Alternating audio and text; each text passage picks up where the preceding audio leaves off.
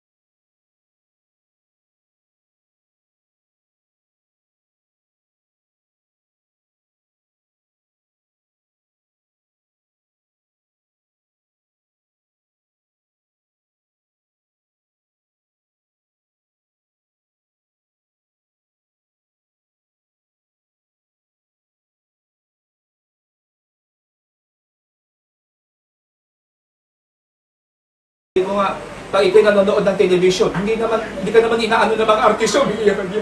Ba't ka ba umiiyak kasi nadadala ka kasi ganun yung sitwasyon na nangyayari sa atin. Pag nakikinig ka ng radyo, naalala ko yung nanay ko, makinig ng radyo eh. Mamaya may nakikita ko, tumutuloy yung luha. Sabi ko sa nanay ko, kaya ko kayo iyak na iyak, napakadrama ng inyong pinakikigan na palagi. Dahil nakaka-relate sila. Ganun din yung pag-aaral ng Word of God. Once na ang salita ng Diyos ay ipinaririnig, parang ang Diyos nagsasalita sa atin. Once we are praying, pakinggan niyo po, pag tayo ay nananalangin, nakikipag-usap tayo sa Diyos. Paano naman makipag-usap ang Diyos sa tao? Simple. Magbasa ka ng salita ng Diyos.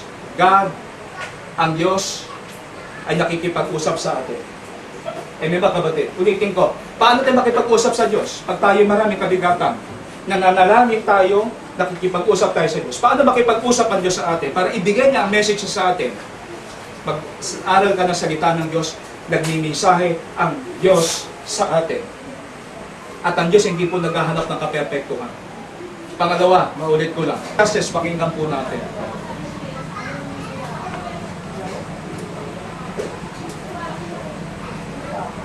Ang iba, napapansin ko, magpuyat na magpuyat na magpuyat na magpuyat na magpuyat na magpuyat na magpuyat na magpuyat na magpuyat na magpuyat na magpuyat. Okay lang sa kanila. Pero yung magpupuyat sa pag-aaral ng salita ng Diyos ay wag. Hindi pwede yan. Yung umupo ng sandali, ayaw nila. Pero sabi nila, naginiwala kami sa Diyos. Naginiwala pa rin, pero ayaw nila ng salita ng Diyos. Sinungaling tayo. Ano sabi ng kataga? Liars go to? Ano? Go to heaven? O pati yun, niloloko ng marami. Diba? At diba mga kapatid? Liars go to? Ay, ang daming taong sinungaling. Ano yun? Pero may pag-asa pa po ang tao kung aaminin niya yung kanyang nagagawa. Tama po, hindi niya i-ignore ang salita ng Diyos. Matatakot na siya sa Diyos at susundin ang kanyang mga salita. Magkakaroon po ba ng pagbabago sa buhay ng tao? Ako, kung hindi ako nakakilala sa salita ng Diyos, mga kapatid, baka hindi lang mo isang babae ang sinamahan ko. Baka hindi po ako huminto ngayon doon sa mga bisong ginagawa ko dati. Hindi ko na i-mention. Ngayon itong ang buho kong ito, hindi naman ganito ang buho ko dati eh. Pag nakikita ko nga si Jobet eh, kikita ko yung sarili ko dati eh. Mas maganda pa nga yung buho ko sa kanya dati eh. May kulay mais, may kulay tuloy, kulay talong, may experience ko. Kaya sabi ko, nakikita ko, Lord, thank you. May nagsabi pa nga sa akin, pastor dati, habang ako'y nakikinig, na-hurt ako, sabi niya, meron dito, tao naman, pero ginagaya niya, loro. Ginagaya niya, eh sabi ko, ito tingin ng mga tao sa akin, wala namang ibang tao nakikinig doon, ang itsura ay, ang buho ko'y mayroong kulay. Nung time na yun, mga kapatid, sabi ko, hindi na ako mag-aaral ng salita ng Diyos. Ano mga kapatid? Mayroong verse na hindi ko makalimutan. Binasa ko yung verse doon sa Bible, alam mo, natouch ako. Hindi ako hinipo ng tao, ako hinipo ng Diyos. Bakit ako nahipo ng Diyos? Nakinig ako, nag-aral ako ng salita ng Diyos. At doon ako nag-pray sa Panginoon. Once we are praying, we communicating God. Pero once na tayo nakikinig ng salita ng Diyos, mga kapatid, ang Diyos, talking to us. Tama po? Pagkatao nag-aaral ka ng Biblia, kinakausap ka ng Diyos. Pag tayo nag-pray, nakikipag-usap tayo sa Diyos. Gusto ba natin teacher niya? At sa lahat ng mga nakakakilala sa Kanya in person, sasabihin mo, may magsasalita ng positive. Pero kung sa mukha ka titingin, mas marami yung negative. Kasi para masumit siya, di ba? Matapang siya, ganun siya. Pero kung titignan mo, nakakapatid, no? Kasi tayo kung tumingin tayo sa tao, panlabas eh. Tama po? Panlabas. Pero ang Diyos kung tumingin siya, doon sa loob. Doon sa loob. Minsan ang maraming tao, ang ganda ng labas. Naku, pala talaga. Ang pangit ng loob. Napakaganda talaga na kanyang palabas. Kagugluta. Napakaganda talaga kagugluta. Laging nagpupunta kay Belo. Pero yung kanyang loob, pusali. Ang kanyang loob, barumi. Ang kanyang loob, basura. Bakit? Wala doon yung Diyos. Wala doon yung salita ng Diyos. Wala doon, mga kapatid, yung pagkatakot sa Diyos. At ang higit, wala doon yung pagsunod sa Diyos. Wala yung pagsunod. Ang sabi ng Ecclesiastes 12:13, pakinggan po ninyo, and 14. Ito ang wakas na mga bagay, lahat ay narinig. Ikaw ay matakot sa Diyos at sundin mo ang kanyang mga utos sapagkat ito ang buong katungkulan ng tao. Hindi ako may sabi.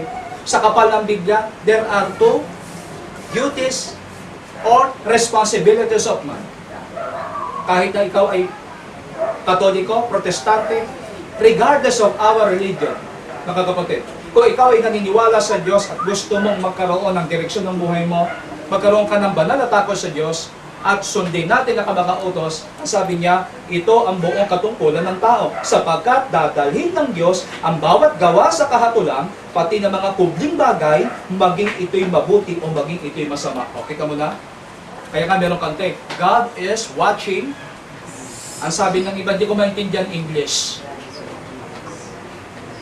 Ang Diyos ay palaging tinutunghayan ang lahat ng mga tao. Ang ating relihiyon, ang ating kayamanan, ang ating kagandahan, hindi po yan. Ang tinutunghayan palagi ng Diyos sa atin, mga kapatid, yung pong ating pamumuhay, yung ating paraan ng pamumuhay ang tinitingnan po ng Panginoon. Meron ako nakilala, taga Laguna. Simple lang yung takbo ng buhay nila, pero nakita ko sa kanila, makatotoo silang tao. Yung pamilya ni Kuya Richard. Hindi ko sila binobola kasi kita ko sa kanila, simple, payak lang yung buhay nila. Pero nakikita ko, pwede silang pagtiwalaan. Meron ako nabasa sa Biblia. Ang taong mapagkakatiwalaan sa maliit, mapagkakatiwalaan sa malaki. Uulitin ko. Ang taong mapagkakatiwalaan sa maliit, mapagkakatiwalaan sa malaki. Babaguhin ko ng kaunti. Ang taong hindi mapagkakatiwalaan sa maliit, lalo kang hindi pagtitiwalaan sa malaki. Sana po, dumating sa atin yung pag-iisip na pwede ba akong pagtiwalaan ng Diyos? Kung yung maliit na kasalanan nga, hindi natin kayang sabihin, ako'y nagkasala. Hindi natin kayang sabihin yung simpleng kasalanan at ating itinatanggi tayo naging isang makasalanan. Paano mo pang aaminin yung malaking kasalanan? Kung hindi ko kayang aminin, ako yung nagnakaw ng iyong 5. Kasi kahit ang tao mayaman, maraming pera, kung wala yung guidance at yung protection ng Panginoon, walang magagawa ang kayamanan. Ang kayamanan nauubos, pero ang Diyos hindi po nauubos. Hindi siya katulad ng material na nauubos. Kahit tayo maraming pagkukulang, maaabot pa rin tayo ng mga kapatid, manalangin po tayo, bukod tayo sa mandali. Makapangyarihan po namin, Ama, ang mga salita pong naipahayag ay hindi po sa amin na mga ginamit na pastor. Nakasama ko po dito, kundi ang lahat ng ito'y sangayon lamang po sa binasa namin sa loob po ng libro na pinaniniwalaan namin, banal na libro na magbibigay po sa amin ng tamang direksyon para lubusan ka namin makilala. Lord, sa mga makakapanood ng video na to, sinadya pong magkaroon ng video, hindi para may maipagmalaki pagkatapos, para walang masabi yun. Lord, hindi po. Niloob mo, Panginoon, na i-video ang gawain ito para po doon sa mga ibang makakapanood pa. Makita nila yung pong kaibahan na mayroon pong namatayan na may pag-aaral ng salita ng Diyos. Compare doon sa may mga namamatayan ni hindi man lang po naalaala ang Diyos, na hindi man lang po naalaala ang mga salita ng Diyos. At natatapos po ang okasyon yun at naililibing na hindi man lamang nila naalaala ang Diyos, na hindi man lamang nila naalaala ang kanilang buhay na matatapos din sa isang kabanata. Kaya po ang tao po'y nananatili pong bulag, walang pagkaunawa, at patuloy pong ligaw, at patuloy po na malayo sa iyo. Kasi nga po'y wala pong pagkaunawa sa iyong salita, inosente. Kasi nga po ang tao'y wala pong pagkatakot sa iyo, kaya po baluktot ang magagawa. Ang tao po'y nananatili pong karnal at marumi kahit nag-aaral po ng salita ng Diyos, dahil wala pong pagtupad. Panginoon, i-convict niyo po ang bawat isa sa amin. Lalo-lalo na po yung ginang kong babae, si Nanay Mary.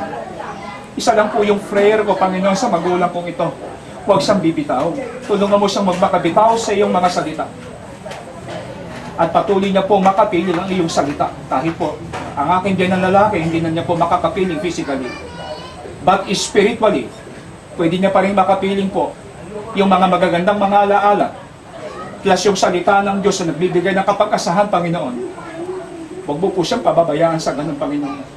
Sa kanya po, mga anak, unang-una kay Ate Josephine, alam kong matindi ang pagmamahal niya sa kanyang ama, sa kanyang ina, sa kanyang mga magulang. Alam ko po yung Panginoon. Tulungan mong huwag masayang yung lalim ng pagmamahal na yun. Kay Sister Gina, kay Jinky.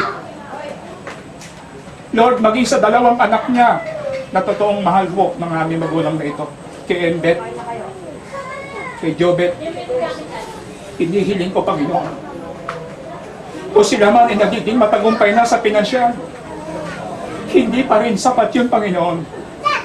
Kailangan po yung salita ng Diyos na pumasok sa katauhan ng isang tao para magkaroon po ng tamang direksyon ng buhay ng tao, para kung dumating man ang mga huling yugto na, hindi lamang po ang aking din ng lalaki ang kukunin, kundi darating na rin kami sa tagpong yun.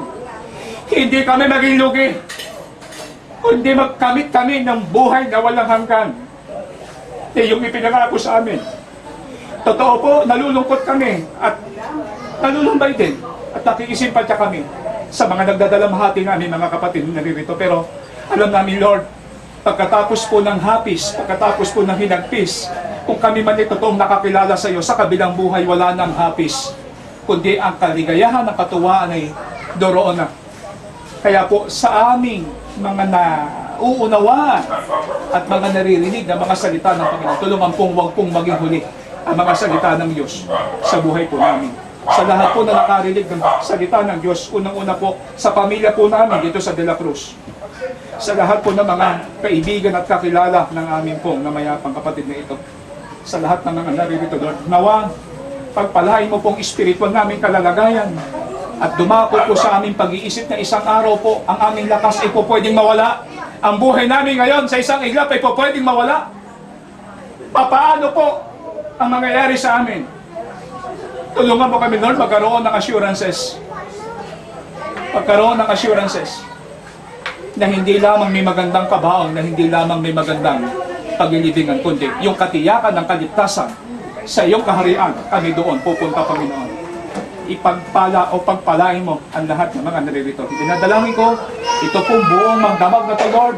Patnubayan niyo po ang dapat lugar na ito sa lahat ng mga tao sa labas, tao dito sa loob, sa lahat ng mga naglalakbay papunta po dito na mga kamag-anak po ng aking dinan. Loobin mo po, Panginoong, ingatan sila sa daraanan. At ang buong magdamag ito, ilayin niyo po kami sa lahat ng masama at mga panganib at ihanda niyo po kami sa araw ng bukas para po sa paghahatid sa huli gabi ng aming pong magulang. Idinadalangin ko, Lord, gamitin mo ang iyong mga salita para mangusap sa aming mga pagdadalamhati ito at malaman namin ang kabuluhan ng buhay sa pamamagitan ng iyong salita hanggang sa paghahatid po ng kanyang mga labi doon po sa aman. Lahat ng sasalubong ng mga tao doon, Panginoon, lahat ng mga sasabay dito, ipinagpipray ko ngayon paman, Panginoon. I-guide niyo po kaming lahat, O Diyos. At lagong maging peaceful, Panginoon. Higit sa lahat, Lord, yung pong Espiritu Santo yung mag-work, Panginoon. Siya yung magpatatag ng isipan, magpatatag ng loob. Pagbigay ng pangunawa. Magbigay ng magandang mensahe sa amin, Panginoon. Para po, hindi namin mawala ang iyong mga aral, Panginoon. Maraming po salamat. Umaasa at pagtitiwala kami, Lord. Itong buong magdamag na ito hanggang sa kinabukasan, ipatuloy na po kami i-guide sa iyong mga kalooban. Maraming po salamat, O Diyos, kalakip na mga bagay na hindi po namin mahiling itong aming sabado sa tanging pangalan ng Jesus. Amen. Magandang gabi po sa ating lahat, mga kapatid. Tapos na po itong ating pong necrological service. Ang continuation po nito doon sa paghahatid ng gabi ng aking kapatid, ng aking magulang. At bukas po yun, mga kapatid.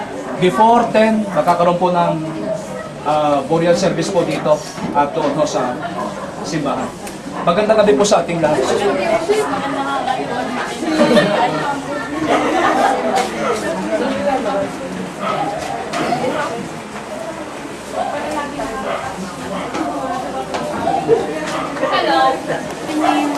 Okay na, maayos ko na.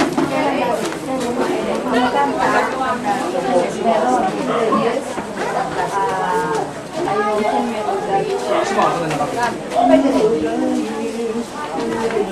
ay, ano, I mean, yung pin. ay, sige.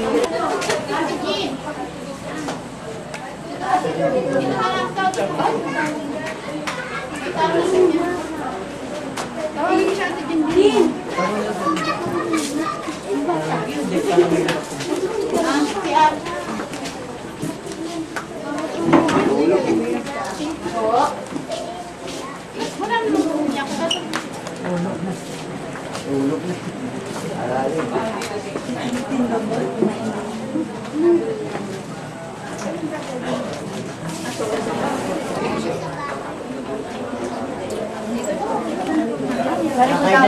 Sabi ko daw, baka daw. Sa likod. Ito na sila lang. Baka kasi masipa. But through the years it seems to me I need you more.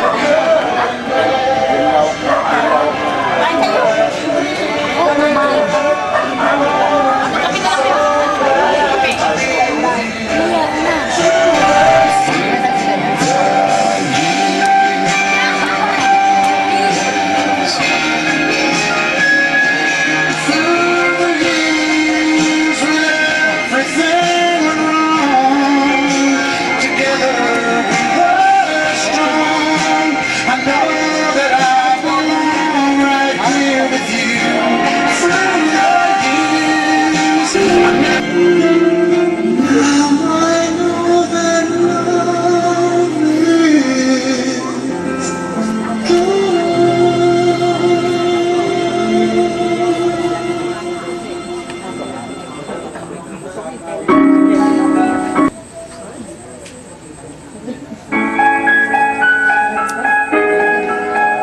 Noong nilikha ng Diyos ang tao,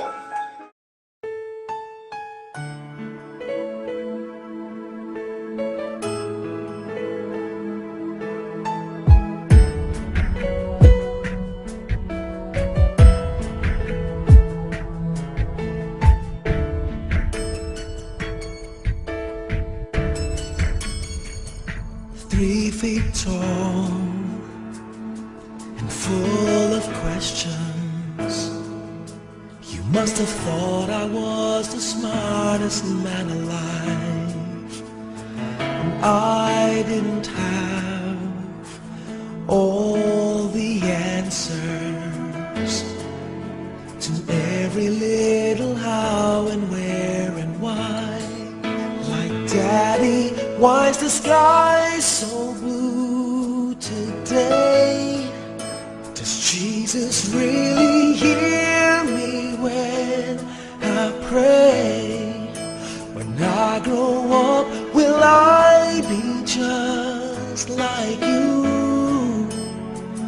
Will I be tall and strong and brave? There is no power on earth like your Father's love, so big and so strong as your Father's love. A promise that's sacred, a promise from heaven above. No matter where you go, always know you can depend on your Father's love, especially when it's cold, especially when you're lonely, when your little heart's just trying to find its way. And I know the world is always changing, but remember, son, some things never change. Even when my life on earth is through, there will still be part of me in you. 'Cause some things are forever, nothing's ever gonna take my love from you. There is no power on earth like your Father's love, so big and so strong as your Father's love. A promise that's sacred, a promise from heaven above.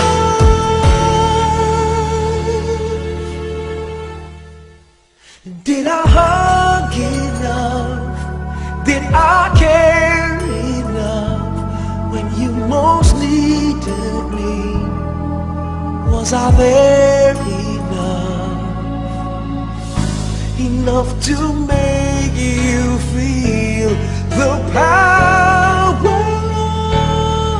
of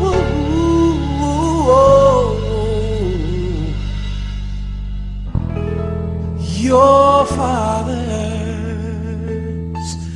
love.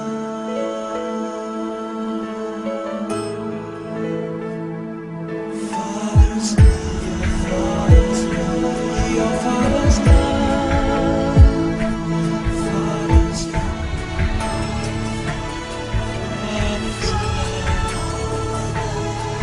father's love,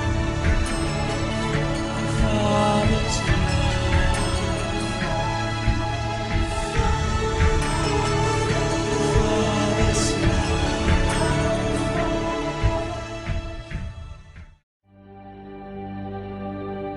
Light of the world, you step down into darkness.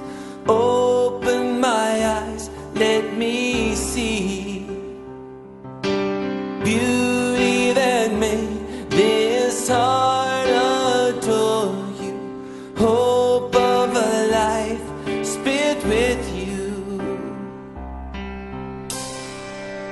Here I am to worship. Here I am to bow down. Here I am to say that you're my God. You're altogether lovely, altogether worthy, altogether wonderful to me.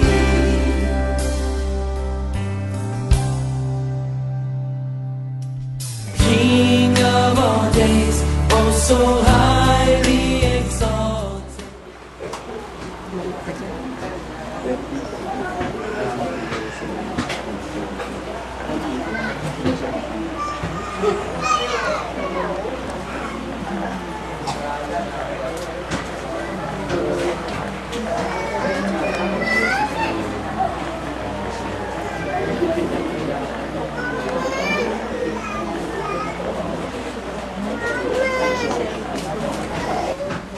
At bilang ako po'y kabilang sa pamilyang ito, sa pamilyang De La Cruz, bilang ako po'y kumakatawan na manugang ni tatay, ay nais ko pong ipagpasalamat din sa Panginoon yung bonding ng pamilyang ito.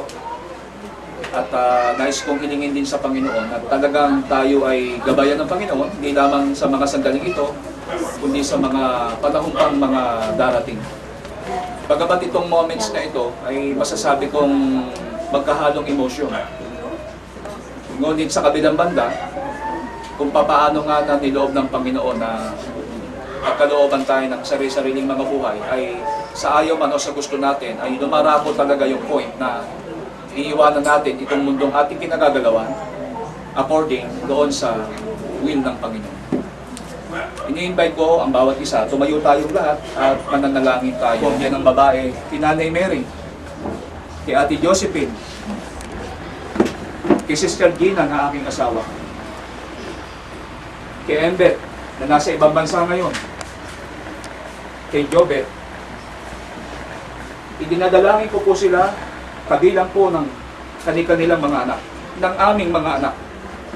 Idinadalangin ko rin po lahat ng mga kapatid po ni tatay na mga naririto, kabilang po yung mga wala po dito.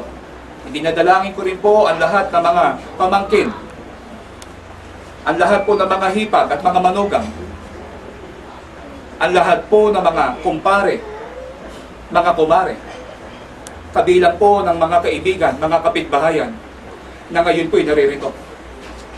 Patuloy po kayong gumawa sa puso't kaisipan namin ng ikapapayapa ng aming puso't kaisipan upang ito pong paghahatid sa labi ng aming magulang ay maging maluwalhati. Idinadalangin ko po, Panginoon, na patuloy kaming gabayan ng Espiritu ng aming magulang. Panginoon, wala kaming ibang iisipin ngayon kung hindi yung mga positibong bagay na pawang makapagbibigay sa amin ng lalong higit na kaayusan sa sandaling ito. Ipinamamangkin ko ang dakong lugar na ito, Panginoon. Gabayan kami ng Espiritu Santo. Gabayan kami ng iyong Anghel de la Guardia. At ang dakong harapang ito, Panginoon, ay pinaniniwalaan kong si Tatay Boy, Panginoon. Hindi ko man direktang idalangin kung saan man siya naroroon ngayon. Sinasabi sa iyong mga salita na ang bawat taong lumilisan sa mundong ibabaw na ito, ang kanilang mga kaluluwa ay nasa iyong mga kamay at nasa iyong mga pag-iingat. Naniniwala ako, Panginoon, na nasa iyo na siya. At kami naman, na mga naririto, na mga nagluluksat, nagdadalamhati, ay kailangan din pong makaalam ng iyong mga salita upang kung dumating man ang biglaang pagkawala ng buhay ng sinuman. Makapangyarihan naming Ama, taus-puso pong aming pagpupuri at pagpapasalamat dahil nagpaparanas ka ng mga matatamis at mga mapapait. Marahil ito na po ang isa sa mga mapapait. Sabi ng iba na kapag daw ang tao ay namatay na, hanggang doon na lamang siya. Yung po ay pawang kasinungalingan. Ang katotohanan po, mayroong humihiwalay sa loob ng katawan ng tao kapag siya ay namatay na. Yung po ang espiritu at kaluluwa. Ang ating katawan ay binubuo ng 3 kategorya. The body, the soul and the spirit. Ang soul and the spirit ay hindi po namamatay. Ang katawan lang ang bumabalik sa alam.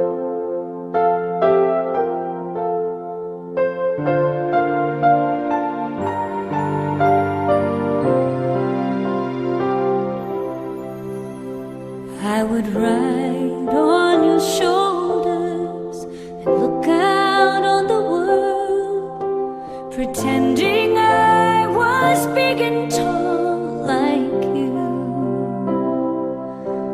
When you were there to hold me, I never was afraid.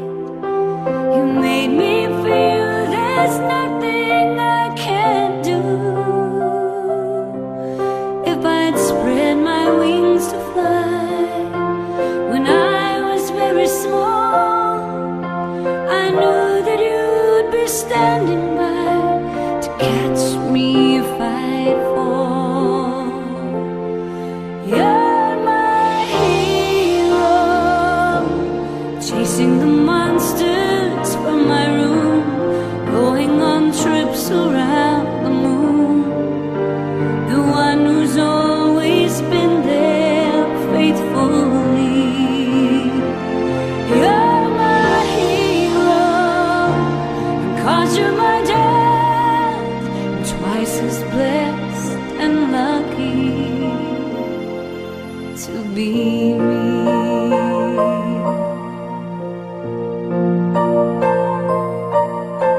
As I kept getting older, we often disagreed, but you let me find myself in my own way. And it's funny how just lately I've come to recognize how wise you are becoming every day. There's so much you've given me. I hope I made you proud. You're everything a dad should be, and it's time to tell you now. You're my hero. You didn't have to say a word. Your love was the message that I heard, inspiring me to be all I can be. You're my hero, and 'cause you're my dad, I'm twice as blessed and lucky. I'm so lucky to be me. Dad, you're my hero.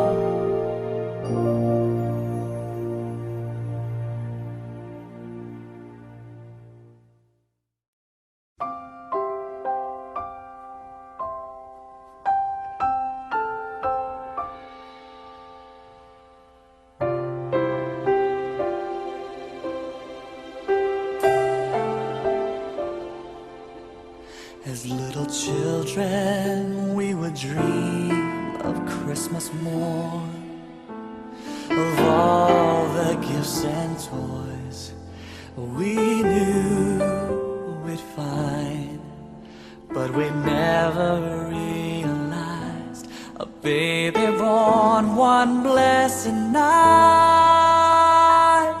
gave us the greatest gift of our lives. We were the reason that he gave his life. We were the reason that he suffered and died. To a world that was lost, he gave all he could give to show us the reason to live.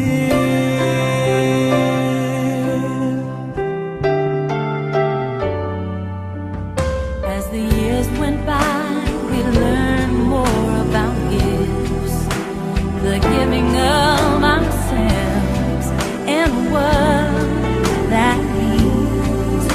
On a dark and cloudy day, a man hung crying in the rain,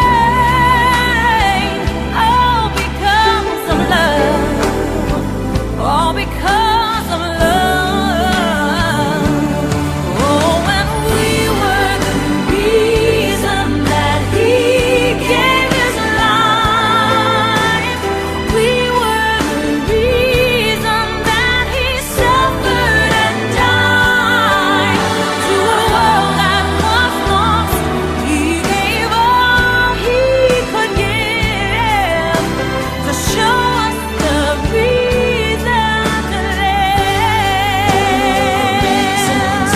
I finally found a reason for living. It's in giving every part of my heart to him.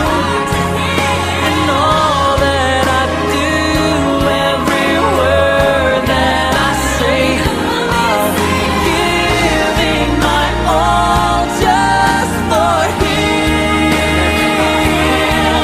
For him. And we are the reason that he gave his life. We are the reason that he suffered and died. To a world that was lost, he gave all he could give to show us the reason to live.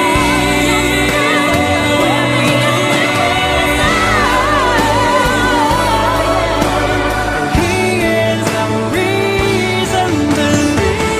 Don't you know the reason that he came? Oh, he came to save us. When he gave his life for us, he suffered and died. To the world that was lost, he gave everything. He gave everything to show us the reason to live. Don't you know the reason that he came? He came to save us. When he gave his life for us, he suffered and died. I wanna know how I can thank Jesus. He came that you came. He gave to show us the reason to live. Don't you know the only reason that he came? He came to save us. When he gave his life for us, he suffered and died. He suffered and died for you. For a world that was lost, he came. ng Panginoon sa ating lahat na mga naririto. Unang-una po sa buong pamilya ng De La Cruz na naririto. At kabilang po ako doon na nagdadalamahati din po para po sa paghahatid natin sa mga labing ni Tatay Boy. Nais ko pong pangunahan itong banal na gawain ito sa pamamagitan po ng ating pananalangin. Tumayo po tayong lahat na mga naririto sa buong pamilya po ng De La Cruz at sa lahat po ng mga naririto sa loob ng ating bulwagan na mga kamag-anakan, mga kaibigan, mga kapitbahayan, at sa lahat po. At mamaya po, bibigyan natin ng pagkakataon na makapagpasalamat din po yung aking po mga hipag at bayaw at gayon din po doon sa mga tiyuhin at tiyahin namin sa mga kapatid po ni tatay. Ito po yung ipinagpapauna ko na sabihin sa inyo para mamaya pagkatapos po ng ating seremonya sa ating burial service ay maaari kayo po yung magbigay ng ilang mga kapahayagan o pagpapasalamat doon sa mga naging tao sa paligid nating nakiisa at nakidalamati sa atin. Mananalangin tayo, lumugod po tayo lahat, tayo po'y pumikit. Makapangyarihan po namin ako sa pagpapahayag ng salita ng Panginoon. Pastor Stephen Magno, para dalhin niya sa atin ang ilang mga kaugnay na salita ng Diyos na magpapauna habang siya nabubuhay at dumarating din ang tagpo na siya ay bumabalik sa kalibok gaya ng tinuruan ng salita ng Panginoon. Pastor Steve.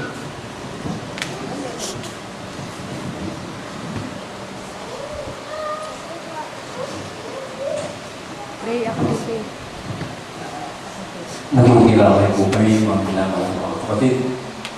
At salamat tayo mga Kristiyano na naniniwala sa aking Panginoon. Tunay nga po ang sinasabi sa Biblia, itinagda sa mga tao ang mamatay na minsan at pagkatapos po ito'y paghuhukom. Kaya inuman na sabi ng Biblia, walang kapangyarihan ng tao para pigilan ang katagdaan po ito. Kahit ikaw ay mayaman, pinakamayaman, makapangyarihan sa mundo, kilala, may influensya. Alam ko at naniniwala mo kayo, walang nino man pwedeng pumigil. Maraming mga politiko na matataas, makapangyarihan, pero umahantong hindi mo sa kamatayan.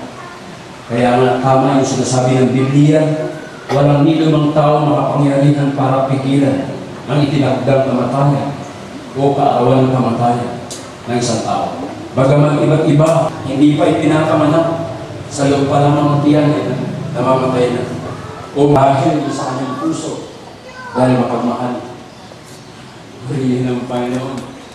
Ano man ang kalagayan ng isang tao, mahirap, mayaman, ang importante, kung tayo naniniwala sa Biblia, na hindi natin alam ang katakdaan, dapat marapat natin kung ihanda ang ating mga sarili. Ano ang mga dapat gawin ng mga tao? May mga tungkulin ng mga tao na sinasabi din ng Ecclesiastes. Kung tayo nga po talaga ay anak ng Diyos, ang bawat tungkulin ng mga tao. Wala akong binabanggit kung anong reliyon na sinasabi ng Biblia. Basta tao na nilikha ng Diyos, na kumikilala ang siya may kaluluwa ng Espiritu, ay marapat bigyan niya ng pansin. Dahil hindi lamang po nabubuhay ang tao sa mga pagkain pang-physical, kundi dapat po gawin ang tao kanyang tungkulin para mabuhay ang kanyang kaluluwa. Dito pa lamang sa lupa, sinasabi ng Biblia, gawin po natin tulad ng langit din sa lupa. Kaya, ang may tako sa Diyos, susabi nga niya, ang may tako sa Diyos at sundin ang kanyang mautos, sapagkat ito ang buong katungkulan ng tao, sapagkat dadali ng Diyos ang bawat gawa sa kahatulan, pati ng bawat ubing bagay, maging ito'y mabuti o maging ito'y masama. Mga kapatid ko minamahal, tama, ilan lamang ang gumagawa ng mabuti. Ngunit yung mabuti pa ay gumagawa pa rin ng kabalastugan dahil hindi. Bagaman ang mga tao na minsan mamatay pagkatapos ay paghuhukom, walang lusot ang tao sa harapan ng Diyos.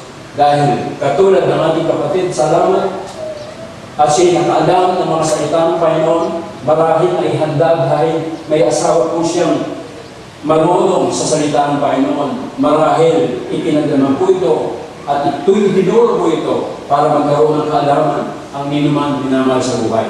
Kaya ang Biblia, tunay na pong nagbibigay po siya ng buhay.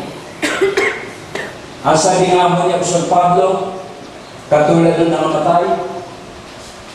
Sagana ng akin, ang mabuhay ay si tayo doon tayo nandito pa sa lupa, tayo pagmamanahin ng kanyang kaharian.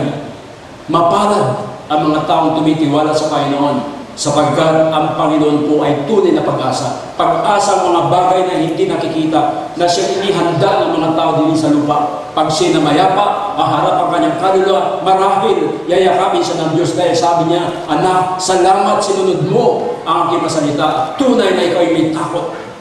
Kaya ang lahat ng mga kay Kristo, kung dumating man ho yung kamatayan po niya, o malaking pakinabang. Kaya minamahal ko mga kapatid, hindi dapat natin pagbaliwalain, pag-alilanganan ang kanyang mga salita. Bagamat libro lamang po ito, kung titignan po natin ang dami mga aklat, pero hindi makapaglilitas ng kaluluwa. Kahit sila dumulong, kaya gumaganda ang buhay sa mundo. Pero kapag sila nabawian ng buhay, haharap ang kanilang mga kaluluwa, anong iharap nila sa Panginoon? Baka sila itakwil dahil hindi nila kinilala ang kapangyarihan ng Panginoon. Ang sabi ni Apostol Pablo, hindi dapat po natin ikahiya ang Ebanghelyo ito sapagkat siya kapangyarihan ng Diyos sa mga sumasampalataya. Ano ang lahi ka? Hudyo ka man o Grego? Ikaw man iguro, negro, ikaw ay mapulang balat, maputing balat, ikaw ay bansot, maganda o pangit, basta ikaw ay may kaluluwa at naniniwala sa kanyang salita, ang Diyos na nangako, hindi nababago. Kaya alam ko at naniniwala po ako tulad ng ating mahal na kaibigan, mahal na magulang, mahal na kamag-anak. Ang sabi ng Biblia, tayo kung nakakaalam ng salita ng Panginoon, hindi natin pagbabaliwalain. Dahil ang ibig sabihin ni Apostol Pablo, ako ay napako sa krus na kasama ni Kristo. At hindi na ako ang nabubuhay, kundi si Kristo na ang nabubuhay sa akin. At ang buhay na ikinabubuhay ko ngayon sa laman ay ikinabubuhay ko sa pananampalataya. Kaya ang lahat ng mga Kristiyano alam na natatakot ka sa Kanya. Subalit kapag nakatalikod siya sa iyo, marahil hindi mo siya susundin. Pero may Diyos nakatingin. Amen? Kami po ay ginagamit lamang bilang instrumento. Kung hindi kayo natatakot sa amin, magtakot tayo sa Panginoon. Dahil ang isang tao, kung tao lamang kinakatakutan at sa tao lang sinusunod, mga kapatid, malaking kabiguan. Subalit kung tayo tunay na may takot sa Diyos, ang sabi nga ho ng Biblia, ni Apostol Pablo pa rin sa 2 Timothy chapter 3 verse 15, mula sa pagkasanggol, pagitan ng pananampalataya sa Panginoong Jesucristo. Doon pa lamang kapatid, na siya'y tayo na sa sinapupunan pa lamang, andyan na banal na kasulatan upang makapagpadulong sa ikaliligtas ng ating mga kaluluwa. Hindi yung nagpadulong sa ikaliligtas ng sikmura. Mga kapatid na minamahal, dapat prioritihin po ng tao ang kanyang kaluluwa. At ito pong Biblia ay kapangyarihan ng ating Panginoon. Sabi niya, dito ang katuwiran ng Diyos ay nahahayag mula sa pananampalataya hanggang sa pananampalataya, gaya ng nasusulat, ngunit ang ganap ay mabubuhay sa pananampalataya. Kaya sabi niya, Apostol Pablo kapatid, sa Romans chapter 2 verse 13, sapagkat hindi ang tagapakinig ng kautusan ang siyang mga ganap, kundi kanyang harapan. Kaya, ang sabi ni Apostol Santiago, doon sa Santiago chapter 1 verse 22, sasamantalayin ko na yung mga pagkakataon na mga binabanggit ng instrumento totoo ng Diyos. Ang sabi niya, maging tagatupad kayo ng salita at huwag tagapakinig lamang dahil inyong dinadaya ang inyong Iwanan po ba? Tao po tayo. Kahit anong tinong at matanda pa po kayo sa akin at ayaw ko naman pong lumabas na pinangangaralan ko po kayo. Hindi ko po aral ko. Gusto ko po lahat tayo maging masaya. Yung ating kahahantungan sa huli, bagamat nagluluksa ang ating loob. Yung pagsisisi po, sa oras na tayo may nakukulang at nakakasala, sabi po natin baguhin yung ating mga hindi magagandang ugali at mga magagandang mga gawin. Ulitin ko po, hindi po tayo perfecto. At hindi po tayo hinahanapan ng Diyos nakaperfektuhan kung hindi po natin kaya. Pero isang bagay na hinahanap ng Diyos. Hinahanap niya yung tayo po'y magbagong loob sa Kanya, Hinahanap niya na tayo po'y marunong pong magsisi sa lahat ng kasalanan na gagawa natin. Hinahanap din niya na marunong po tayo makipag-cooperate sa kanyang mga salita dahil ang tinuturo ng kanyang mga salita ay hindi nakasasama, kundi nakakabuti. Ang itinuturo po ng kanyang salita ay hindi po paghatol, kundi ang itinuturo ng kanyang salita, ang idinibigin ng kanyang salita, yung tayo po'y mapagkalooban ng buhay na maganda sa kabilang buhay. Sa kauli-ulihan, hindi natin alam kung kailan tayo mawawala. Ngunit isa ang sigurado, may ganti sa lahat ng ating mga ginagawa pagkatapos ng ating buhay dito sa lupa. Piliin po natin yung magaling. Piliin natin yung magaling. Kung kayo po'y pupunta ng isang department store at papipiliin ka ng isang magbibigay sa iyo ng kagamitan, kung ano man yun, for example, damit. Pipiliin mo ba yung ukay-ukay? Dapat hindi ka napunta ng department store. Kung papipiliin ka, ang pipiliin mo ba yung pinakamaganda ng damit? I'm sure yun ang pipiliin natin. Ang pipiliin na natin, kung papipiliin tayo, yung pinakamaganda ng damit. Amen po? Kung papipiliin po tayo ng Panginoon, pipiliin po ba natin ay ang kaharian ng Diyos? O pwede po ba tayo tumayo sa pagkakataong ito na magkapatid na rin ang mahalin? Salita ng Diyos. At ang alabo ay mauuwi sa lupa gaya ng unang nangyari ako, kita tayo. At ang diwa ay mababalik sa Diyos na nagbigay sa kanya. Pahiramdaman po natin ang lahat ng ito. At isasauli din naman natin ito ng marapat na karapat-dapat.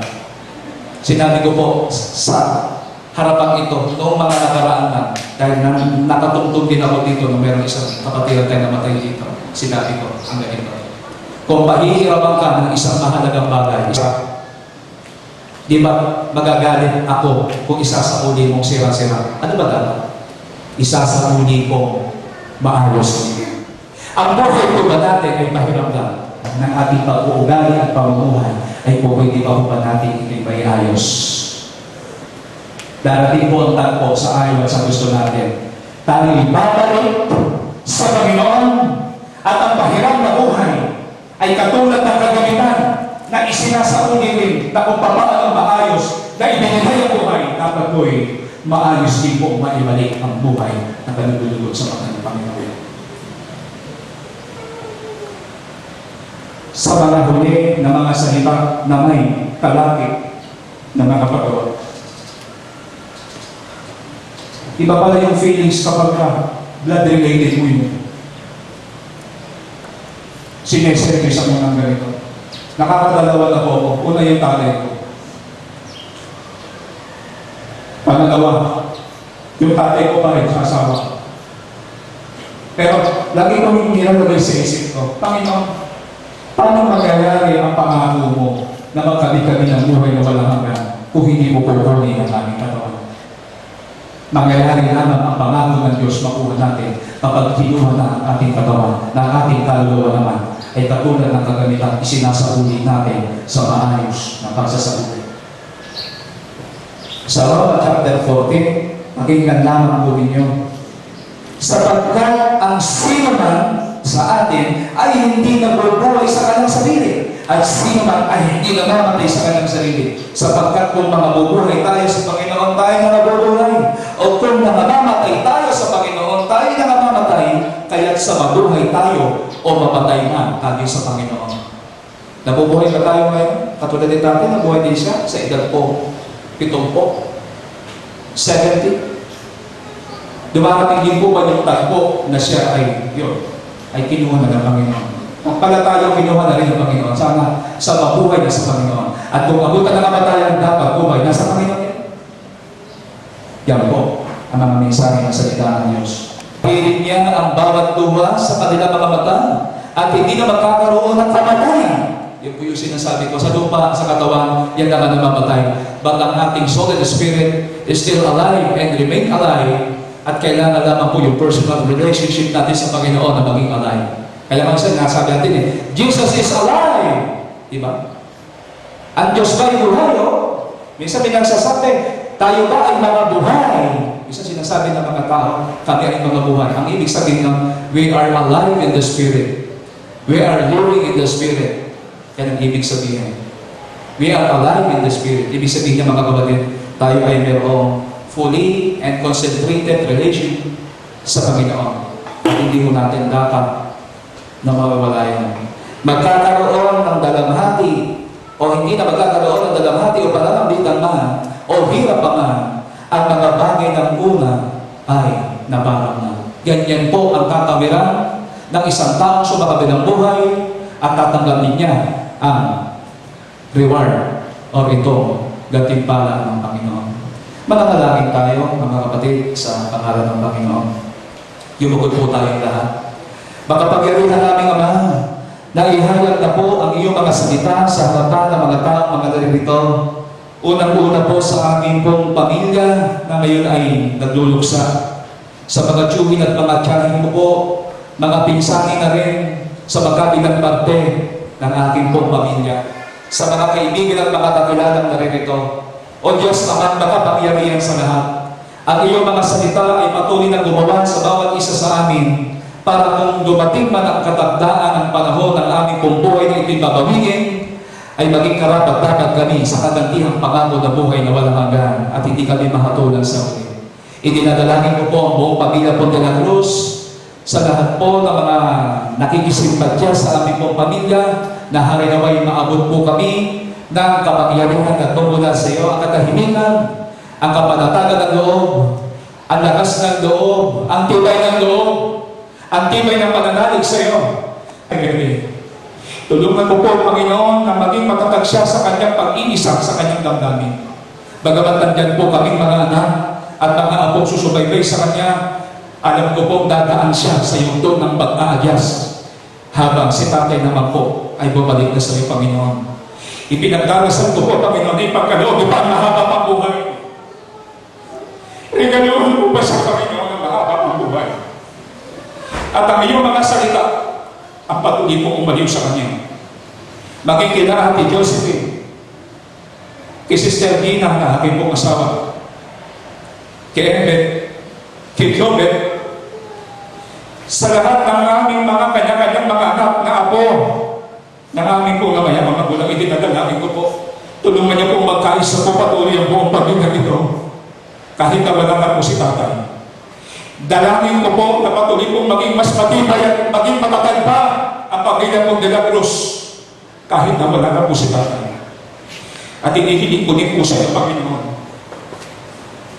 Tulungan mo kami makakilala ng katotohanan sa iyo para sa lahat ng dadaanan pa ng problema na iyong papahintulutan ay magawa po namin makayanan ito.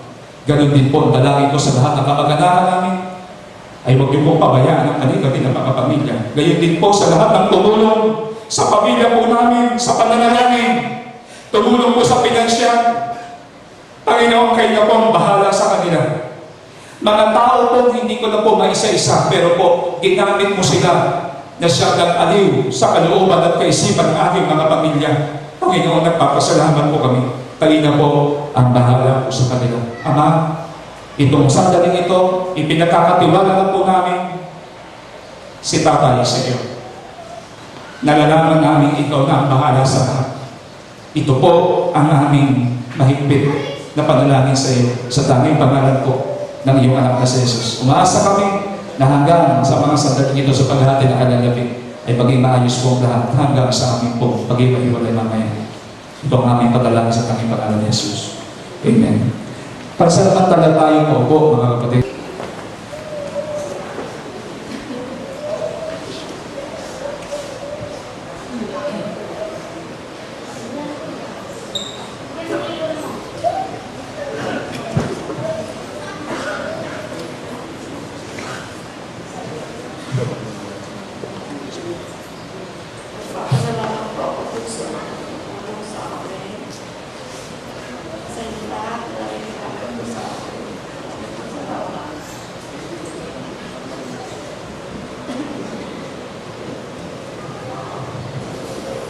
Maraming salamat po sa higamay sa aming pamilya, sa aming mga children, kami ni tatay, sa aming mga pinsan, sa lahat ng tao, sa lahat ng kaibigan, yung kaibigan ni tatay. Maraming salamat po. Ang totoo po may mga tao na hindi po namin kilala na dumating sa bahay namin na hindi namin inaasahan na ganun pala kadami yung mga kaibigan ng tatay namin. Mga tao na tumulong sa kanya at tinulungan niya. Maraming salamat po sa inyo lahat. At sa Panginoon, salamat kasi binigyan niya kami ng isang ama na nagtaguyod sa amin lahat. At alam ko na masaya namin si tatay dahil maayos na kami lahat ngayon. At simula nun, yun ang kanyang ginagawa sa amin. Ang tulungan kami, pati ang kanyang mga apo na maging maayos. Kaya maraming salamat kay tatay din. Maraming bagay, marami kami natutunan kay tatay. At doon sa pagkukulang namin kay tatay, alam ko na may intindihan din ni tatay yun.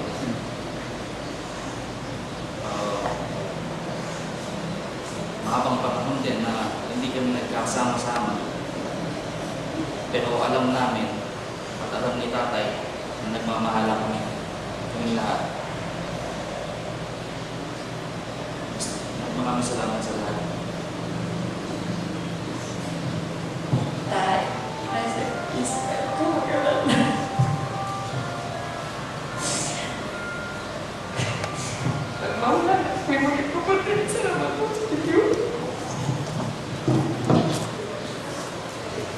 Oo, ulitin ko. Baka meron po gustong magbigay ko ng pagsasalita ko din. Tayo. Tatay kasi naging tatay gusto talaga nung bata pa ako, talagang nasa atin ako nakatira. During my elementary days, talagang nakalaki ako talagang siya yung tatay. As in, tatay, hindi tito. Na tinawag ko nga siya tatay kasi itrinado niya ako na isa sa mga anak niya, hindi lang yung pamangkin. Naramdaman ko yung anak niya ako, yung parang yung ganun talaga na hindi ako yung ibang tao ako, hindi ako tamakid ka lang, hindi. Tatay siya talaga, parang anak talaga yung naging turing niya sa akin. Nung mga panahong bata ako, talagang sa kanya ako lumaki. Ang ganitong anak kalaki. Gusto ko na talaga mag-thank you sa kanya, pati kay nanay, na si tatay naman talaga, hindi siya, it's not goodbye talaga. Nandun na siya, umuwi na siya kasi hindi naman tayo permanente nandito. Alam naman natin, no? Kumbaga, una-una lang yun eh. Parang, dadating yung tayo, makakasama pa naman natin yung siyempre. Hindi lang talaga natin alam kung kailan tayo mawawala, kung kailan natin siya makakasama. Pero masarap na rin sa kalooban na may comfort tayo ng words ni God na we know naman na kasama niya ang Panginoon. Hindi siya naging pahirap na talagang naratay, na nawalan talaga ng halos kayamanan ng mga tao na parang naubos na ubos. Pero iniwanan niya talaga. Hindi mawawalan yung mga anak, yung asawa niya, hindi yung parang maitindi siya ng utang, hindi gano'n. Talaga sinicure ni Tata. He's a family man talaga. Sinicure niya yung mga ganitong pagkakataon. Gusto ko na talaga mag-thank you sa kanya sa harapan yung lahat. Maraming salamat. Opo, kunin yung opportunity na to. Bagamat hindi na maririnig ni Tito. Pero gusto ko pang iparinig sa lahat ng anak niya, sa asawa niya, sa lahat ng kamag-anak, mga kaibigan niya. Napakalaki ng utang na loob ko sa kanya. Hindi man niya kami totoong katubo. Si Myra po yung kapatid ko po siya. Pero ako po, since po nauwi po ako dito sa Bulacan, mas malaki po yung oras na Doon po ako sa kanila nag-i-stay. At sa stay ko po doon, nung mga unang panahon ko na nakakasama ko si Tito Boy, sabi ko, nakakatakot siyang kasama, stricto siya. Pero, habang pong tumatagal yung pagkakilala ko sa kanya, nawala na yung takot ko, naging close na kami. At yung isang bagay na hindi ko po makakalimutan sa kanya,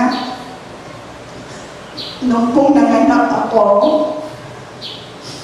kinot ko po niya ako dahil palagi akong magpapacheck up. Malayo ng bahay namin, nasa bukid pa po kami ng Punong-Yanto. Doon pa ako sa kanila nakatira. Hanggang nakapanganak po ako, hanggang lumabas na ako ng hospital. Nakita ko po sa kanya na naramdaman ko po sa kanya. Kahit pamangkin lang ako ng asawa niya, naramdaman ko po sa kanya na itinuring niya po akong anak. Hindi niya po ako inilayo sa loob niya.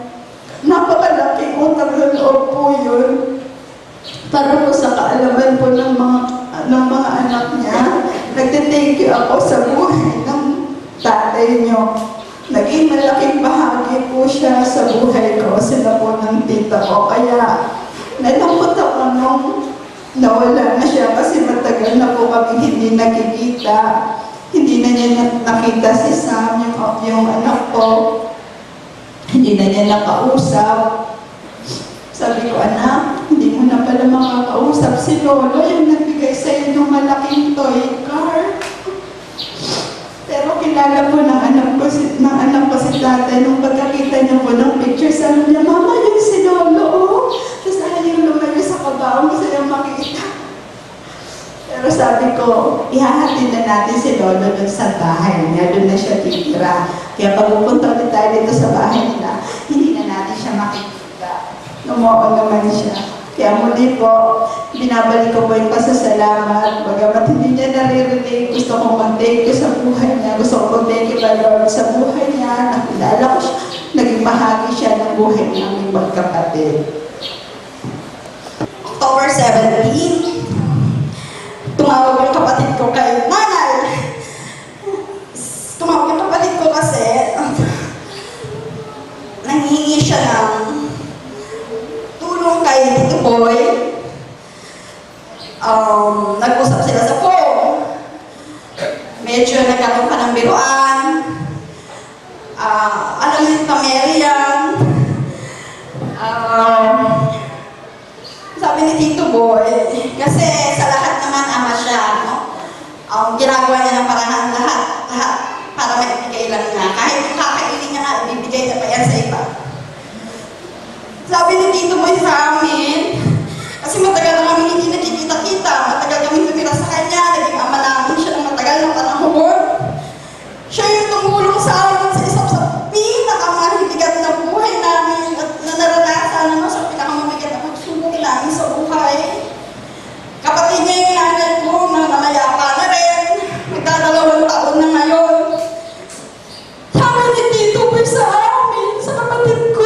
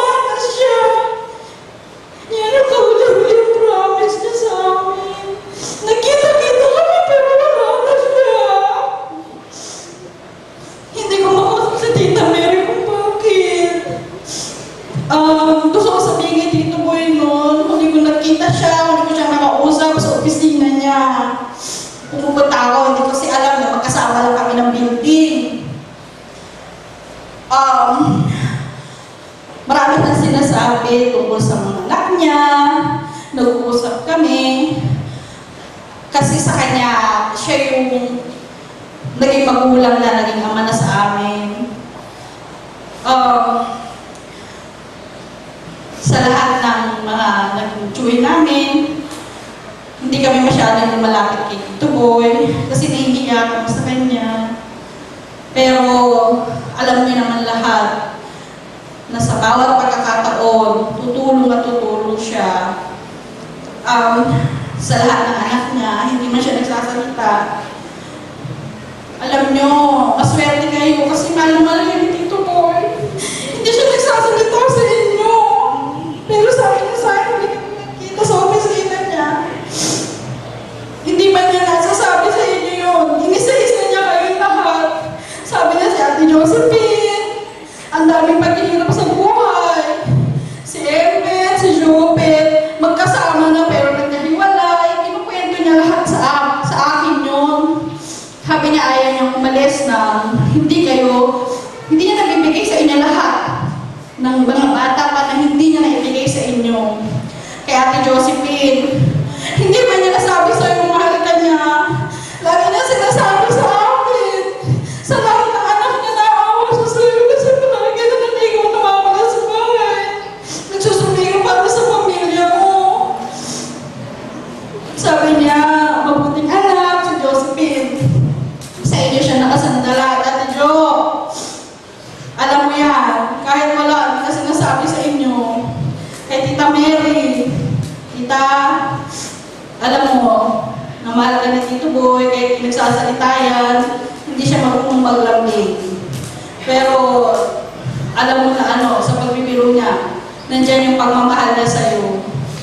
Si nanay ang lagi na sinasabihan sa lahat ng bagay. Tungkol sa inyo, sabi niya sa amin bago magmahalan kami magkakapatid. Huwag kami maghiwa-hiwalay. Kasi mahirap daw po yung hiwa-hiwalay. Gusto niya kayong laging nakakasama pero hindi kasi magkakahiwalay kayo. Gusto kong sabihin kay tatay, salamat kasi hindi siya anong tao, hindi siya ma-emotion na tao. Hindi niya sinasabing mahal niya kayo, pero mahal niya kayo. Mahal niya kayo. Sige, huwag niyong iwan.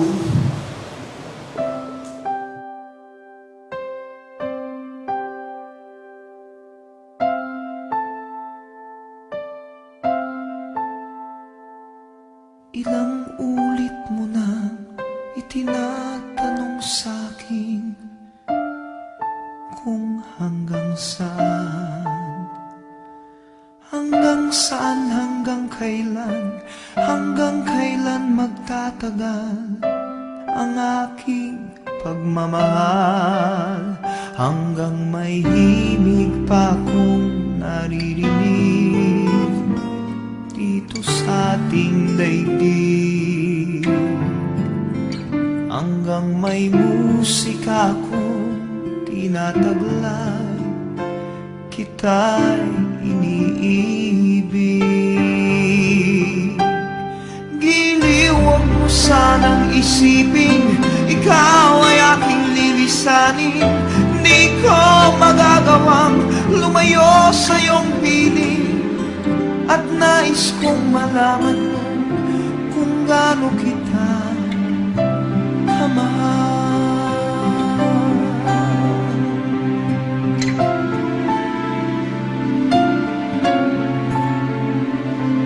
Hanggang ang diwa ko tanging sa'yo lang mamahalin kailanman. Hanggang pag-ibig ko'y hanggang walang hanggan, tanging ikaw lamang. Hanggang may himig pa kong naririnig dito sa ating daigdig, hanggang may musika kong tinataglay, kita'y iniibig. Giliw, sanang isipin, ikaw ay aking lilisanin. Di ko magagawang lumayo sa iyong piling, at nais kong malaman mo kung gaano kita kamahal.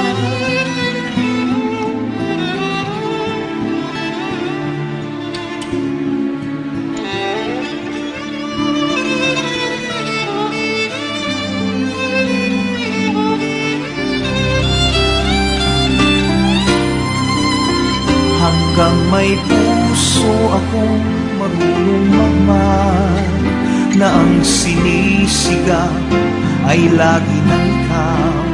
Hanggang saan, hanggang kailan kitang mahal, hanggang ang buhay ko'y kunin ng may kapal. Giliw, huwag mo sanang isipin, ikaw ay aking lilisanin. Di ko magagawang lumayo sa iyong piling, hanggang may pag-ibig laging isisigaw, tanging ikaw. Hanggang may pag-ibig laging isisigaw, tanging ikaw.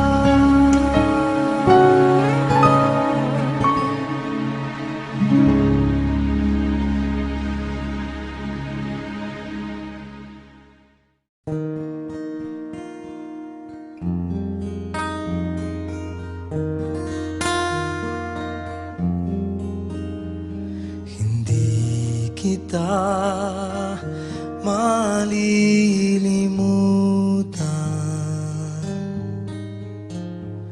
hindi kita pababayaan.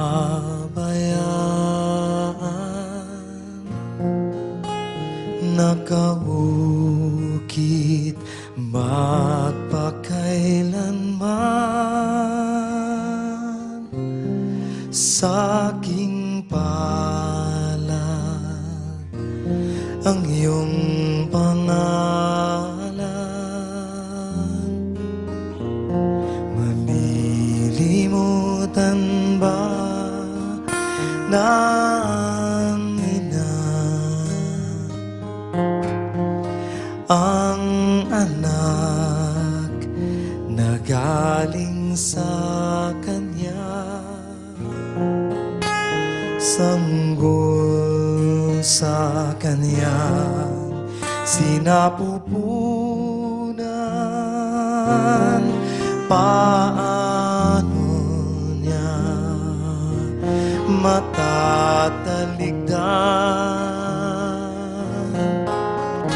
Ngunit kahit na malimutan ng ina ang anak niyang tangan, hindi kita malilimutan. Kailan may di pababayaan,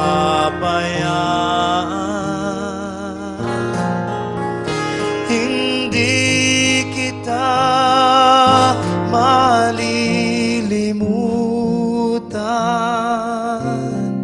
Kailan may di pababayaan.